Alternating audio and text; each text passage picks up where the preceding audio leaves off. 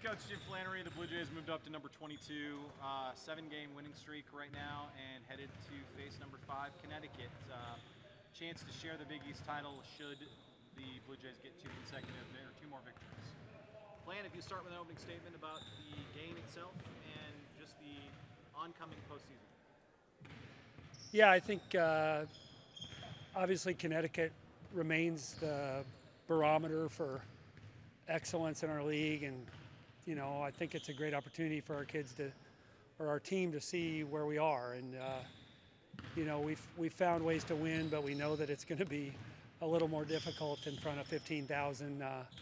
You know, in the second to the last home game for Paige and all those guys. So they're playing really well. I think they've kind of hit their stride. You know, Easy Fudd was banged up early in the year. She seems to be finding her groove, and you know, the freshman kid Sarah Strong played really well against us. So we got our hands full. But again, I think you know, no better time than coming off a 7-game win streak to kind of see where we are, and I think that's a great measuring stick as we look forward to the conference tournament and then the NCAA tournament, hopefully. You guys have come close against UConn. You know, their programs were, that's the kind of win that you put up wallpaper pictures of. You know, what would it mean for this program to get that first one against them? Yeah, I keep wanting to ask Kirsten what it's like to beat Nebraska in volleyball, and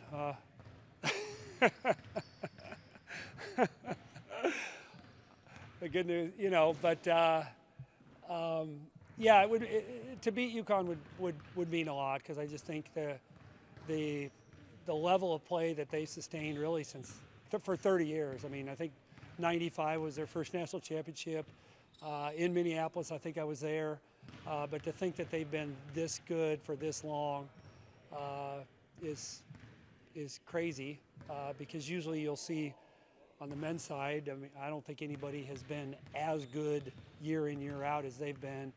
But you know, if not now, you know, you kind of have to ask when, because we've got a group that's really old and seasoned and you know, hopefully confident. So again, I think the big thing is to go there, compete, and give yourself a chance. And I think what you want to do is you just want to kind of play through their runs and just remain poised. I think that's what you see a lot on film, is teams kind of just unwrap. You know, there's a difference between having them go on a little bit of a run and just coming unraveled, and I think that's what we have to be good at that. And I thought we were in Omaha. I mean, I told him, I said, to score 19 points in the first half, and Morgan had a 3 go in and out in the, you know, 4 minutes into the third quarter that would have cut the lead to 6. So, I mean, we were a little closer, you know, without really putting the ball in the basket in the first half. So that's hopefully something we can build on. How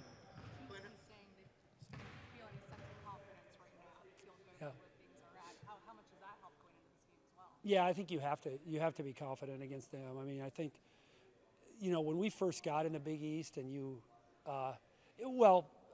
before we got in the Big East, just to talk to coaches who had played UConn in the old Big East, and they said, just, you know, it was so hard to get your kids to buy into the fact that they could beat UConn. I mean, I'm talking about in the Taurasi, Maya Moore, Brianna Stewart days, and just that belief thing is huge, because they so seldomly lose. And you know, I talked to one coach, and she said you can't find a segment of film where they look so vulnerable that your kids kind of have that buy-in, and that's probably the hardest thing, she said. So, but yeah, I do think our experience, I mean, there's nobody probably no team in America that's probably got more experience playing together than our team. So that's going to come into play. How different are they from that first matchup? They just got Bud back, I think maybe the game before, Yeah. games before, and like you said, they've kind of hit their stride since then. How different are they from when you guys saw them at the end of January?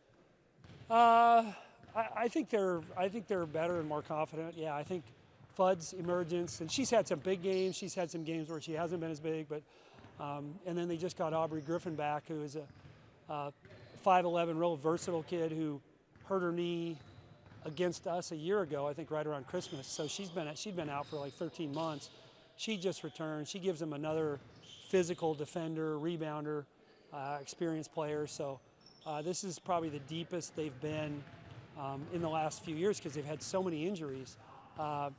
So yeah, I think they're playing at a high level. I mean, you know, it's not that I didn't think they could beat South Carolina, but I didn't think they could beat South Carolina by 30 at South Carolina. But you know, right before that, they lost to Tennessee probably about a week before that. So, you know, again, but I think it goes to the idea that even South Carolina isn't immune to the runs that UConn can go on. So we just got to be steady that way. But as far as where they are right now, they went from, you know, before that game being whatever to being the odds-on favorite, betting favorite to win the national championship in a matter of 2 hours. So I think that tells you kind of where they are. You guys will look a little different in the first matchup too, because Kianna didn't play. What does she give you that you didn't have in the first matchup? Sure. Well, if you look at the first matchup, we had 6 points on 3 of 12 and 10 turnovers in the second quarter. So ball handling, the ability to take some pressure off Molly and Lauren as a ball handler. You know, some experience there. But on the other hand, you know, you look and you say, well, we did a good job, really good job rebounding because we played bigger. So if we take better care of the ball but we don't rebound, then you're trading one thing for the other. But you know, we did really struggle, I thought, in the second quarter to take care of the ball. I mean, you look, they're second in the country in fewest turnovers per game. We're third in the country. So in fewest turnovers per game, 10.8, 10.9. But if you look at that game, the turnovers were 18-6, and the steals were 13-1, and that was the difference. So we got to take better care of the ball, and then we got to do some of the other things that we did well. Like we did rebound well. We did. We actually, you know, we defended well, but we've got to take better care of the ball, and Kianna certainly gives us that opportunity. You mentioned on the defensive end, you limited Paige really well in that first half before she opened it up in the third quarter. How do you replicate that and try to get it, you know, over 4 quarters? Yeah, well, we switched a lot of screens to try to disrupt their stuff. We had a simple game plan, but we just said that, hey, they're going to score the ball. So we were really switch heavy and took away threes, honestly. I mean, they were 4 for 20 from the three, and they probably had some looks that they you know, think they can make, but so did we. I mean, I watched the film and I'm like, man, we had some good looks in the first half that we didn't make. But yeah, I think we got to defensively. I said to our staff and our team, our game plan was good. I mean, if you take away some of the runouts they got off steals, they still only shot 40%. They lead the country in both field goal shooting, you know, and I think they're second in effective field goal percentage. So we did enough things well there, and we'll hopefully do a lot of the same things, just do them even slightly better. Could be a weekend of first for you. Be the first Big East championship. Yeah. Right? Share of the Big East championship. Well, 2016-17, we tied with DePaul. I wore the T-shirt yesterday to pulled it out of the drawer to kind of motivate them. What would it be like to clinch a share of another Big East title and get a first win over UConn in the I know you still have to win Sunday. But what would that be like to kind of get 2 birds with 1 stone on Thursday? Yeah, I think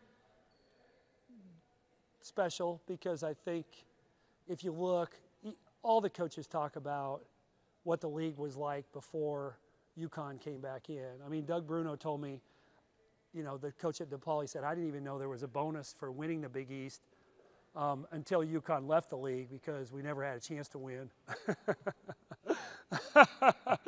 Which I thought was a great line. And, you know, and then I kid Jalen Agnew. I said, yeah, you were Big East Player of the Year, but that was pre-UConn, you know.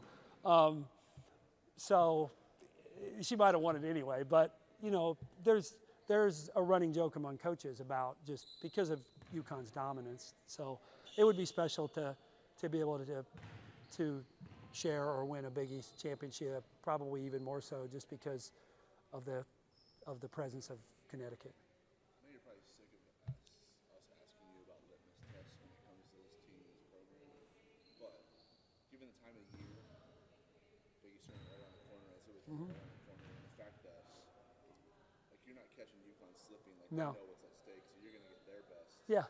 Like, is there more anticipation behind it now, knowing that you're going to get the best of the best to find out, truly where you are right now at this point in the season? Yeah, I think it's a great barometer for our team. And you tell them that it's like we're gonna find out, if we've made progress and where we're hopefully going to be for an NCAA tournament opportunity or run, because playing them at XL Center in front of 15,000 is going to be a monster challenge. So. And it's hard. Like I said, I think it's hard to glean too much because Kianna didn't play. They didn't have, they were still working their way back. So I mean, if you look at the game as a whole, it wasn't. I think they're probably didn't feel great about the way they played, and like I said, we missed a lot of open shots and had one quarter of just crazy turnovers. So I think both teams probably think they can play better, and hopefully we both play better, or at least we play better. But yeah, it's for sure an opportunity to kind of gauge where we are. Obviously, a career milestone for Molly Mogensen. Yeah. Just how instrumental has she been? Yeah, I think what I told the story about Molly is like, she doesn't. You don't look at her and think she can be that good. And when she committed to us, the summer before her senior year, I had a bunch of coaches say, "Oh man, I really like that kid. I really like that kid." And I'm thinking to myself, you liked her just enough not to offer her a scholarship because she doesn't look the part, right? She doesn't look, and I just think, validation, I think, that she has become as good a player as she has because, and again, I didn't necessarily know that she would be as good a player as she's been, but because she was one of those kids you had to watch over and over again because you're like, well, she's not quite quick enough and she's not quite tall enough, and she, you're looking at the things she doesn't do, and then you get to coach her and you see all the things that she does, and kind of just the glue type kid that she is, and how she, fills gaps, both emotionally and in terms of production, and so she's been a real joy to coach. I know you guys had an official senior day, but Yeah. Sunday will be your, I don't know if we'll talk to you before Sunday. Yeah, That'll yeah. be your Last one. with that group. Yeah. What is that going to be like? Yeah, I think that I like the idea that we've already done our senior day, because I think it placed some of the emotion on that night, and then there'll be some emotion on Sunday night, but maybe it's split a little more, so maybe it won't be quite as dramatic, or maybe has a little bit less emotion attached to it. Plus, it's a late night; I'll be half asleep. The players won't be, but yeah, it's such a special group. So, but I do think that having had the ceremonial part of it maybe takes a little bit out of the emotional component.